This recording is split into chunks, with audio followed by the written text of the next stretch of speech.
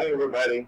I got a special guest here who's going to help me read a story to you today, to my lovely grandchildren. Here, let me adjust this a little bit. There we go. A little better. Okay, so Elias is going to sit with us, and he might ask questions. He might have a comment. It should be really interesting. Yeah, I have a lot of questions to story because I'm like, if they do something that is crazy, I'm like, why did they do that or something? Okay, don't get too carried away. So we're reading to Caleb and Tristan and Marcus and AJ, and I don't know if Sierra and Aaron are listening to these or not. Okay, this is chapter 10. The spell begins to break. Now we must go back to Mr. and Mrs. Beaver and the three other children. As soon as Mr. Beaver said there's no time to lose, everyone began to bundle themselves into coats except for Mrs. Beaver, who started picking up sacks and laying them on the table and said, "Now, Mr. Beaver, just reach down that ham, and there's a packet of tea, and there's sugar, and there's some matches. And if someone will get 2 or 3 loaves out of the crock over there in the corner." "What are you doing, Mrs. Beaver?" exclaimed Susan. "Packing a load for each of us, dearie," said Mrs. Beaver, very coolly. "You didn't think that we'd I know that says what. Oh, yeah, you're learning that, aren't you? Yeah. Okay. "You didn't think we'd set out on a journey with nothing to eat, did you?" "But we haven't time," said Susan, buttoning the collar of her coat. "She may be here any minute." "Who are they afraid of?" "They're afraid of the White Witch," says their brother Edmund, who was a trader, went to tell her. "That's what I say," chimed in Mr. Beaver. "Get along with you all," said his wife. "Think it over, Mr. Beaver. She can't be here for a quarter of an hour at least." "But don't we want to get as big a start as we could possibly get," said Peter, "if we are to reach the stone table before her?" "You've got to remember that, Mrs. Beaver," said Susan. "As soon as she has looked in here and finds we're gone, she'll be off at top speed." "That she will," said Mrs. Beaver, "but we can't get there before her whatever we do, for she'll be on a sledge and we'll be walking." "Then we have no hope," said Susan. "Back up a little bit. Back up. See, they've got to see both of us in the picture. Oh, there's Sir in the background." There's Sir in the background? He walk out now.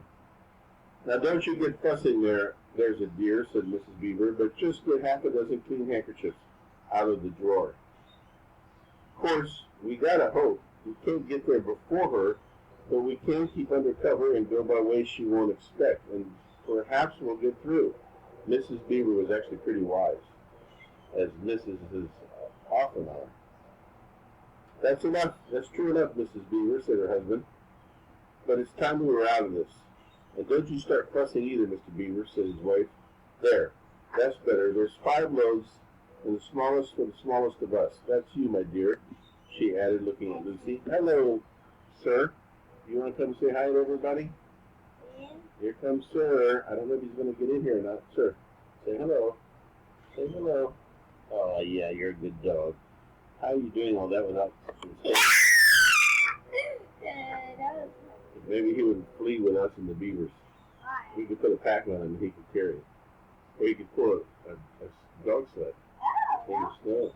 That would be cool. "And don't you start fussing either, Mr. Beaver," said his wife. "There, that's better. 5 loads and the smallest for the smallest of us. That's you, my dear," she added, looking at Lucy. "Oh, do please come on," said Lucy. "Well, I'm really ready now," answered Mrs. Beaver at last, allowing her husband to help her into her snow boots. "I suppose the sewing machine's too heavy to bring?" "Oh, my God. She wanted to bring the sewing machine. Did you hear that, Ruth? Mrs. Beaver wanted to bring her sewing machine." Sewing machine? Ruth loves to sew. She took her sewing machine with her to Seattle. Sewing machine. That's crazy. That's kind of crazy. Why would you bring your sewing So she could machine? sew things like masks for the pandemic. These are bedtime stories for pandemics. Okay. "Well, I'm really nearly ready now. You suppose the sewing machine is too heavy to bring?" "Yes, it is," said Mr. Beaver. "A great deal too heavy. And you don't think we'll be able to use it while we're on the run, I suppose." Wait, actually, I need who bought a sewing machine. Okay, I'm gonna keep reading. I don't know if anyone's really listening to this. Oh, they are. They'll listen to it. They'll probably tell you about it. And many years later, this will still be on YouTube, and you can play it for your kids. Maybe if YouTube is still here. The zombie apocalypse doesn't happen first, or the white witch. I can't abide the thought of the witch fiddling with it, said Mr. Beaver, and breaking it or stealing it, as likely or not. Oh, please, please, please, do hurry, said the three children. So at last they all got outside, and Mr. Beaver locked the door. It'll delay her a bit, he said, and they set off, all carrying their loads over their shoulders. The snow had stopped, and the moon had come out, and they began their journey. You're kind of a prima donna, aren't you? You like to be on the screen. Yeah. I just saw him always on the screen in my school. There's a pandemic, and I do computer class, and all of the rest of my students from school, and I do too. Okay, I'm going to continue reading now with your permission. The snow had stopped, and the moon had come out when they began the journey. They went in single file. First Mr. Beaver, then Lucy, then Peter, then Susan, and Mrs. Beaver last of all. Mr. Beaver led them across the dam and onto the right bank of the river, and then along a very rough sort of path, along the trees, right down the valley. Oh, that's nice. Yeah. Shining in the moonlight. I got my hands full. Sit down. Don't keep scooting around. Best keep down here as much as possible, he said. She'll have to keep to the top, for you couldn't bring a sledge down here. It would have been a pretty enough scene to look at through the window from a comfortable armchair. And even as things were, Lucy enjoyed it at first. But as they went on walking and walking and walking and walking, and as the sack she was carrying felt heavier and heavier, she began to wonder how she was going to keep up at all. And she stopped looking at the dazzling brightness of the frozen river with all of its waterfalls of ice, and at the white masses of the treetops and the great glaring moon. I wonder why the moon was glaring. Was it irritable? Maybe it was irritable.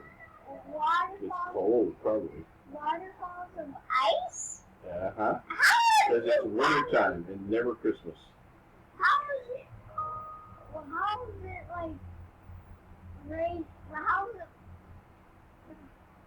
Back to the glaring moon and the countless stars, and could only watch the little short legs of Mr. Beaver going pad, pad, pad, pad through the snow in front of her as if they were never going to stop. Then the moon disappeared, and the snow began to fall once more. It's a good thing the snow is falling, because why? Why is that a good thing? Because it'll cover their tracks, and they won't be able to be followed. Well, how are they going to be followed? Because the white witch has Rose working for her, and Rose has very good noses, very good sense of smell. Then the moon disappeared, and the snow began to fall, and at last Lucy was so tired she was almost asleep and walking at the same time, when suddenly she found that Mr. Beaver had turned away from the riverbank to the right, and was leading them steeply uphill into the very thickest bushes. Then, as she came fully awake, she found that Mr.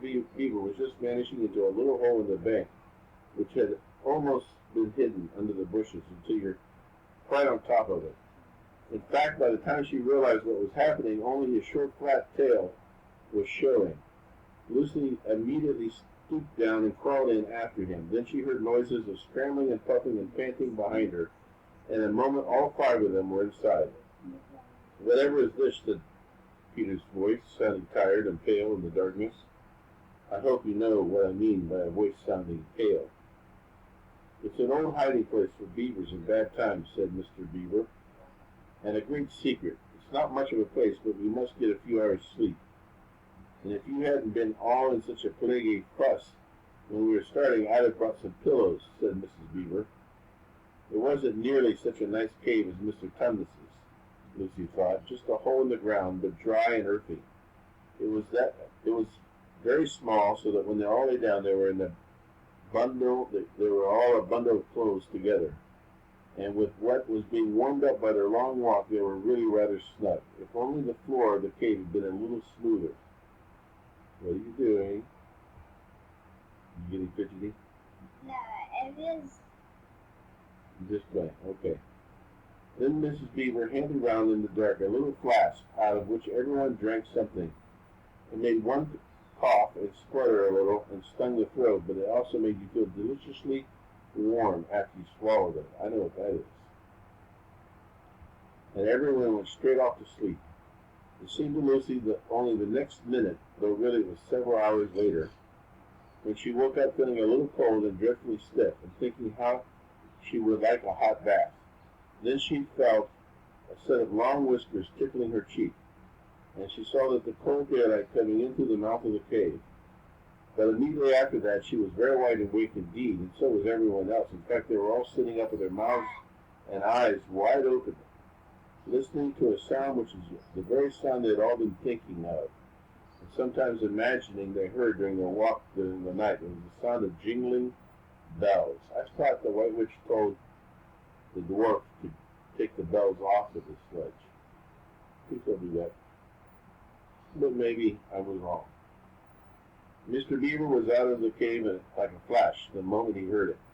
Perhaps you think, as Lucy thought for a moment, that this is a very silly thing to do, but it's a very sensible one. He knew he could scramble to the top of the bank among the bushes and brambles without being seen. He wanted above all things to see which way the witch's sledge went. The others all sat in the cave, waiting and wondering. They waited nearly 5 minutes. Then they heard something that frightened them very much. They heard voices. Oh no, she caught Mr. Beaver. Oh, thought Lucy, he's been seen. She's caught him. Great was their surprise when a little later they heard Mr. Beaver's voice calling out to them from just outside the cave. It's all right, he shouted. Come out, Mrs. Beaver. Come out, sons and daughters of Adam. It's all right. It isn't her. This was bad grammar, of course. Should be, how should you say it in correct grammar? In correct British grammar. It isn't she. The right way to say it. But he said it isn't her. It was bad grammar, of course, but that is how beavers talk when they're excited. I mean, in Narnia. In our world, they usually don't talk very much at all. So Mrs. Beaver and the children came bundling out of the cave, all blinking in the daylight with earth all over them and looking very frosty and unbrushed and uncombed with the sleep in their eyes. Come on, said Mr. Beaver, who was almost dancing with delight. Come and see. This is a nasty knock for the witch. It looks like as if her powers are already crumbling. What do you mean, said Mr. Beaver. What do you mean, Mr. Beaver? Panted Peter as they all scrambled up the steep bank of the valley together. Didn't I tell you, answered Mr. Beaver, that she had made it always winter and never Christmas? Didn't I tell you? Well, just come and see. Then they were all at the top and did see. It was a sledge, and it was a reindeer with bells on their harness. And she did tell the dwarf not to take off their bells. And so who could it possibly be if it wasn't the White Witch? Someone with bells, someone who was not afraid. But they were far bigger than the witch's reindeer, and they were not white but brown. And on the sledge sat a person with whom everyone knew at the moment they set eyes on him. He was a huge man in bright red robe. I feel a little teary-eyed. Bright as holly berries, with a hood that had fur inside of it, with a great white beard that fell like foamy waterfall over his chest. Everyone knew him because you see people of his sort only in Narnia. Though you see people of his sort only in Narnia, you see pictures of them and hear them talked about even in our world, the world on this side of the wardrobe door. But when you really see them in Narnia, it's rather different. Some of the pictures of Father Christmas in our world make him look only funny and jolly. But now that the children actually stood looking at him, they didn't find it quite like that. He was so big and so glad and so real that they all became quite still. They felt very glad, but also solemn. I've come at last, he said. She has kept me out for a long time, but I've got in at last. Aslan is on the move. The witch's magic is weakening, and Lucy felt running through her that deep shiver of gladness which you only get if you're being solemn and still. "And now," said Father Christmas, "for your presents. There is a new and better sewing machine for you, Mrs. Beaver. I will drop it off at your house when I pass." "If you please, sir," said Mrs. Beaver, making a curtsy. "It's locked up." "Locks and bolts make no difference to me," said Father Christmas. "And as long as for you, Mr. Beaver, when you get home you will find your dam finished and mended and all the leaks stopped and a new sluice gate fitted." Mr. Beaver was so pleased that he opened his mouth very wide, and then he found that he couldn't say anything at all. "Peter, Adam's son," said Father Christmas. "Here, sir," said Peter. "These are your presents," was the answer, "and they're tools, not toys. The time to use them is perhaps near at hand. Bear them well." And with these words, he handed to Peter a shield and a sword. The shield was the color of silver, and across it there ran a red lion, so bright as a ripe strawberry at the moment when you pick it. The hilt of the sword was of gold, and it had a sheath and a sword belt, and everything it needed, and it was just the right size and weight for Peter to use. Peter was silent and solemn as he received these gifts, for he felt they were a very serious kind of present. "Susan, Eve's daughter," said Father Christmas, "these are for you." And he handed her a bow and a quiver full of arrows, and a little ivory horn. "You must use the bow only in great need," he said, "for I do not mean for you to fight in the battle. It does not easily miss. And when you put this horn to your lips and blow it, then wherever you are, I think help of some kind will come to you. Last of all," he said, "Lucy, Eve's daughter." And Lucy came forward. He gave her a little bottle of what looked like glass, but people said afterward it was made of diamond, and a small dagger. "In this bottle," he said, "there's a cordial made of the juice of one of the fire flowers that grow in the mountains of the sun. If you or any of your friends is hurt, a few drops of this will restore them. And the dagger is to defend yourself at great need." I see you. What? You're being silly. No, I mean like fire flowers? How is it fire flowers? I don't know. "For you also are not to be in the battle." "Why, sir?" said Lucy. I don't know, but I think it could be, I think I could be brave enough." "That's not the point," he said, "but battles are ugly when women fight. And now," he said suddenly, here he looked suddenly less grave, "here is something for the moment for you all." And he brought out, I suppose from the big bag at his back, but nobody quite saw him do it, a large tray containing 5 cups and saucers, a bowl of lump sugar, a jug of cream, and a great big teapot, all sizzling and piping hot. Then he cried out, "Merry Christmas! Long live the true king!" and cracked his whip. And he and the reindeer and the sledge were all out of sight before anyone realized that they had started. Peter had just drawn his sword out of the sheath and was showing it to Mr. Beaver when Mrs. Beaver said, now then, don't stand talking there until the tea's got cold, just like men. Come and help to carry the tray down and we'll have breakfast." What a mercy! I thought of bringing the bread knives. So down the steep bank they went and back to the cave, and Mr. Beaver cut some of the bread and ham into sandwiches, and Mrs. Beaver poured the tea, and everyone enjoyed themselves. But long before they finished enjoying themselves, Mr. Beaver said, "Time to be moving on now." Moving on. Time to be moving on. And then our next chapter will be chapter 11, Aslan is Near. Let's all thank Elias for helping me read this story today. Yeah, but how could he say nothing and how was there it good? Well, we'll find out about that next time. Yeah. Goodbye, everybody. Hi. Sleep well.